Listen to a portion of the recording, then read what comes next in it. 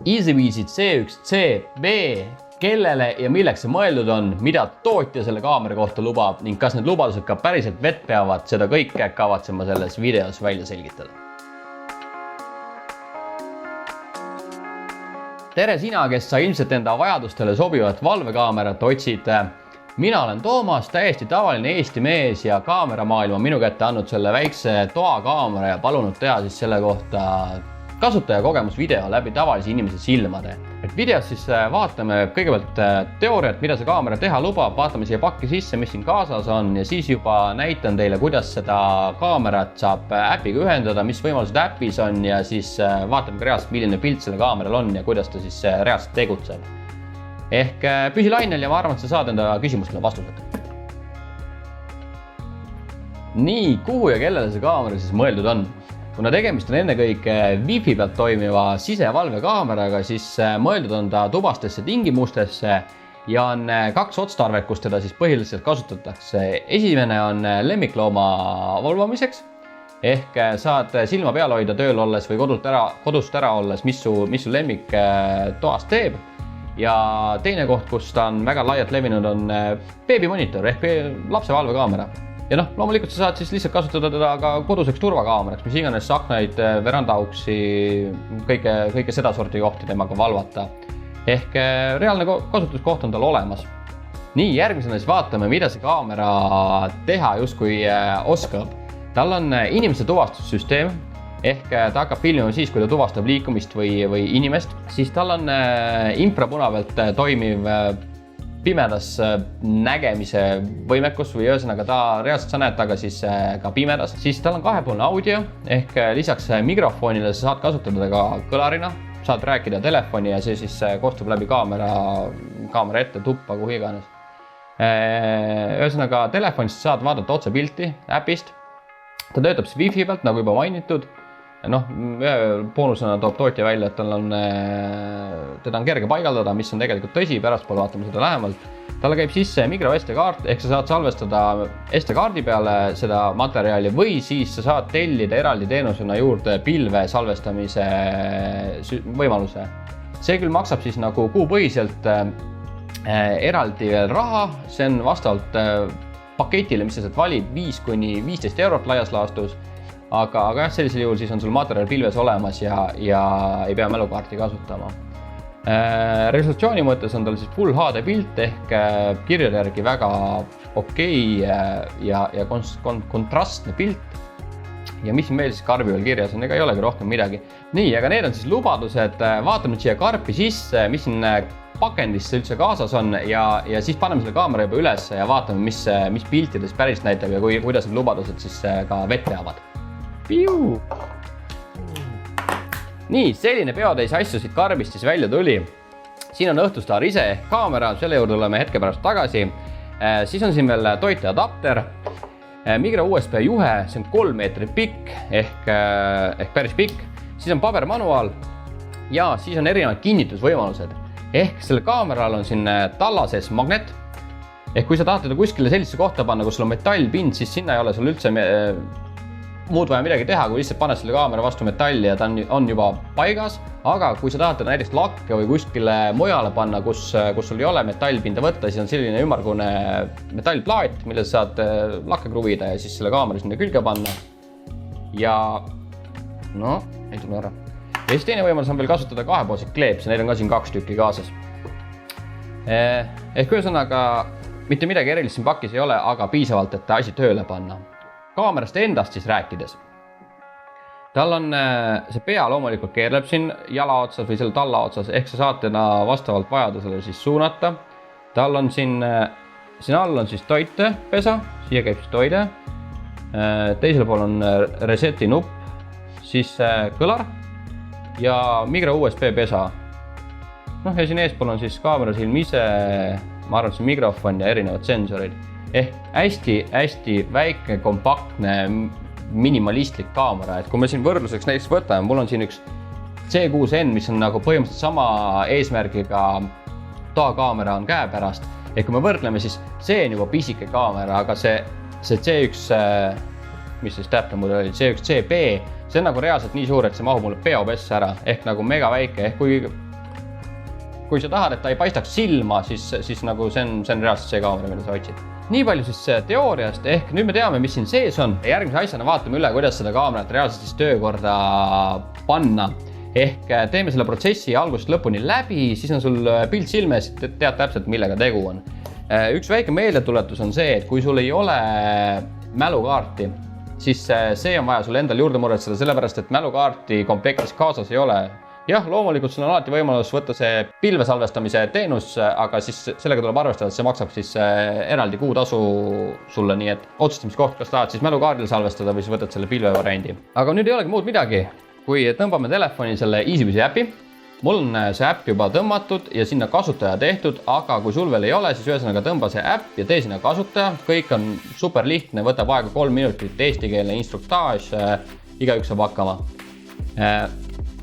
Ja kui äpp on olemas, siis on vaja järgmise asjana panna mälukaart siia kaamerasse, ühendada talle toide taha ja siis nii-öelda teha kaamera ja äpp omavahel sõbraks. Ehk siis teeme selle protsessi nüüd läbi. Nii, mälukaart käib tal siis siia kõrvalpessa. See on alati küsimus, kumbu pidi ta siia läheb katsutama. Nii, klõpsuga läheb ta siia sisse. Järgmise paneme siis talle toite külge ehk paneme ta vooluvõrku. Kaamera on tõesti nii pisik, et seda on reaalselt nagu selline mikroskoopiline ümber käia. Natuke nagu nii. Nii saaks punane tuli põlema ehk vool on taga. Ühesõnaga ta natuke aega mõtleb, kalibreerib ennast ja nüüd ta ütles mulle siis, et ma kasutaksin EasyBusy äppi, et ma selle kaudu saan siis ühesõnaga kaamera Wi-Fi võrku ühendada ja äpiga ära ühendada. Ehk siis võtame lahti EasyBusy äpi, vajutame siit, et lisa uus seade, tegemist on kaameraga. Nii, nüüd on siit talla alt siis vaja skaneerida see QR-kood. See on üpris pisike ja tundis ära. Nii, ilusti ütleb, et C1C-ga on tegemist.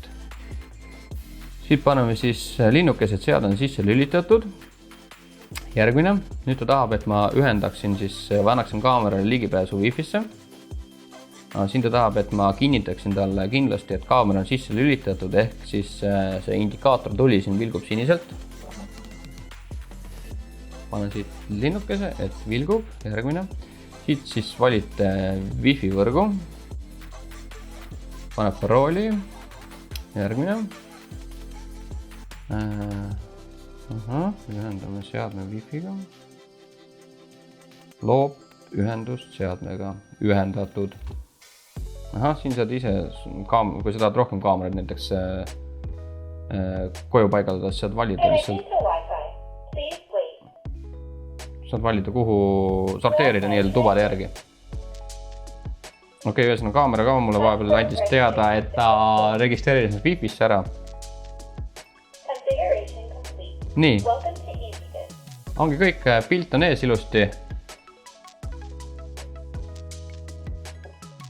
See kaamera on reaalselt nii pisike, et nagu kui tal magnet alla küljes ei ole, siis see juhe juba nagu suunab seda kaamerat nii hullult. Ühesõnaga, kaamera on äpiga ühendatud Wi-Fi võrgus ilusti ja nüüd ei olegi muud midagi. Nüüd vaatame, mis siin äpis siis selle kaamera võimalused on. Nii, ühesõnaga see on siis EasyBusy äpi pealeht ehk selle konkreetse kaamera peale valides saad sa vaadata siis live pilti, siis siit alt saad sa teha kuvatõmmise.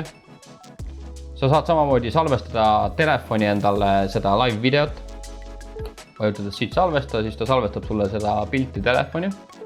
Sa saad rääkida. Ehk see võib küll hakata nüüd jälle natuke närvidele käima, kui katsutame. Hallo? Ühesõnaga, sa saad anda mis iganes lemmikloomale käsklusi või unelaulu laulda lapsele. Siis mis siit veel teha saab? Siit kiirvalikutes ongi kõik, siit nagu väga rohkem teha ei saa, aga siit hammasratast valides seaded saate siis natukene veel sellega mängida. heli saate lülitada täiesti välja, ehk siis ta ei salvesta ja sa ei saa ka rääkida sellesse kaamerasse nii-öelda. Selle oleku märgu tuleb seda ära kustutada, ehk et see sinine tuli siin vilguks juhuks, kui tahad salaja kuskil nii-öelda, ei taha, et see kaamera pilku püüaks. Selle infrapuna kirgused välja lülitada. Häired, ühesõnaga taga saad teha siukest trikki, et ta saadab sulle häired. Ma panen korra selle häireteavituse sisse ja siis ma saan näidata, milline see asi välja näeb või kuidas see loogika toimib. Ehk kui me paneme peale, et ta saadaks meile häireteavitusi, siis kaamera peaks saatma mulle märguande, kui ta on märganud liikumist kaamera pildis. Vaatame, kus ta saadab. Ta iseenesest piiksus küll, ehk ta nagu registreeris justkui liikumise. Aga teinekord on Wi-Fi ühendused, aga see ka kinni, et kui kiiresti ta sulle selle märguandele saadab. Näe, tuli.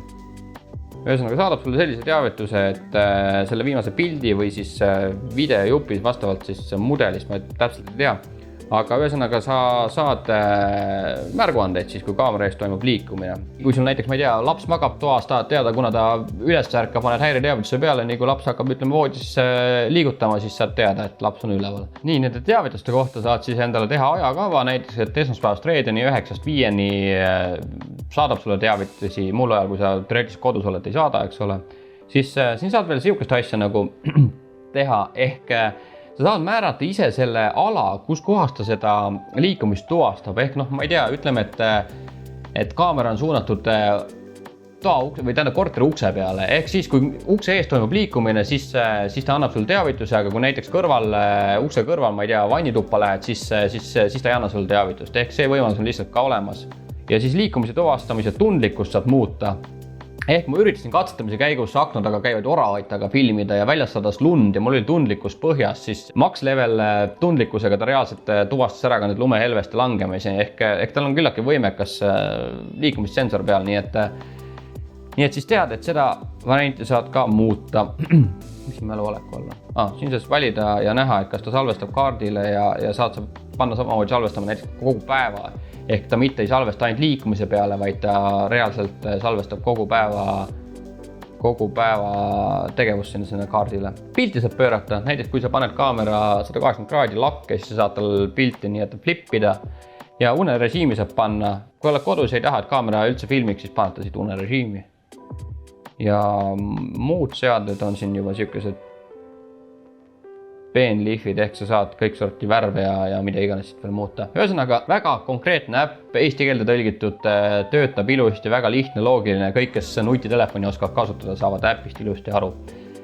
Kuna see kaamera on, nagu ma võib-olla juba mainisin, on siin paar päeva juba minu käes olnud ja ma eile õhtul tegin natukene, ma ei saaks öelda katsetusi, aga ma panin ta endal tuppa üles ja siis proovisin aru saada, et kui hea tal see pilt on, kuidas ta pimedas käitub ja nii-öelda teha elementaarseid katseid, et anda sulle siis paremat aru saama sellest, et kui võimekas ta päriselt on. Ja ma arvan, et nüüd võikski vaadata siis koos need eilsed katsetused üle ja siis pärastpoole anname siis lõpliku hinnangu kaamerale. Nii, ma olen kuskil, ma ei tea, 3,5 meetri kaugusel. Nägu väga ilus tuvastada. Tule ära vaata, mis siis saab. Nii, sama 3,5 meetrit.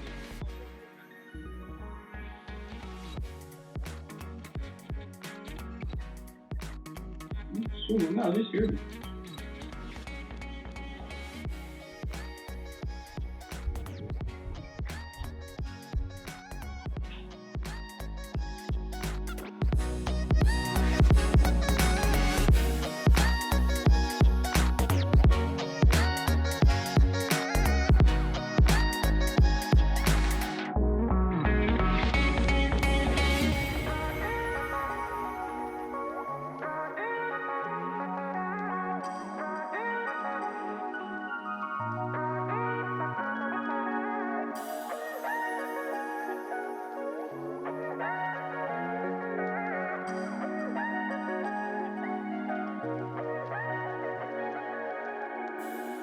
Nii, videod vaadatud ja mis sina siis arvad, kas kaamera täidab neid lubadusi, mis siin karbi peal kirjas on?